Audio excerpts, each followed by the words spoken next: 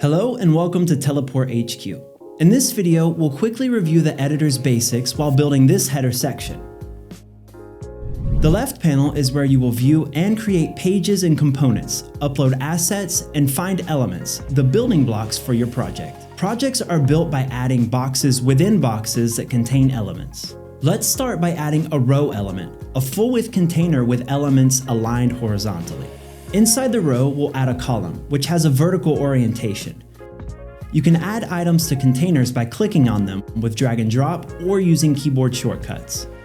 We will also add an image element inside the row, and then in the Assets Manager, we can upload an image or use one from our free assets library.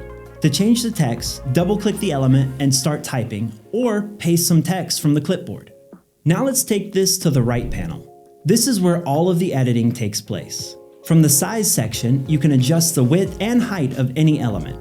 Our column has a default width of 200 pixels, and the height was set as auto to perfectly wrap around the content. Let's resize our image now. Here we could use pixels, percentages, or preset values. While here, select the row element, expand the size section, and add a max width. This will limit the width of the container on large screens. To align elements inside a container, go to the inner layout section.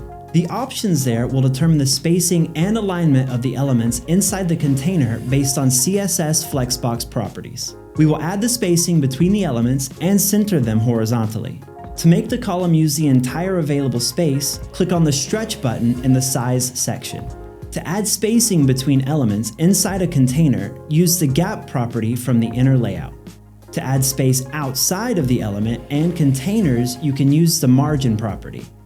And to add space inside a container, use the padding property and click the lock icon to add all four sides at once. All of the styling options you will use to edit your elements are also in the right panel. Let's style the button. We can use padding to change its size, select a different text color using Color Picker, change the background color, give it a different radius, and also shadow to give it some depth. Now let's move on to making the design responsive.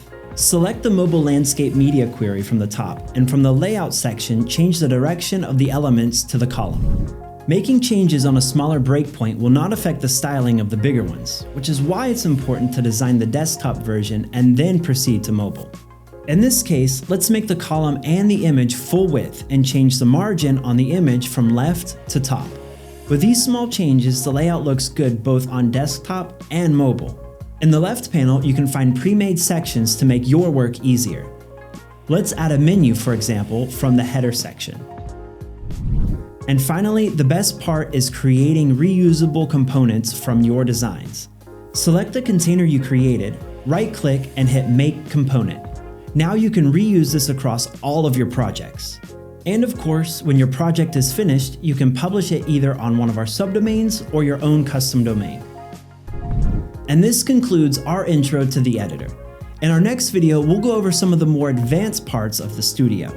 See you in the next one.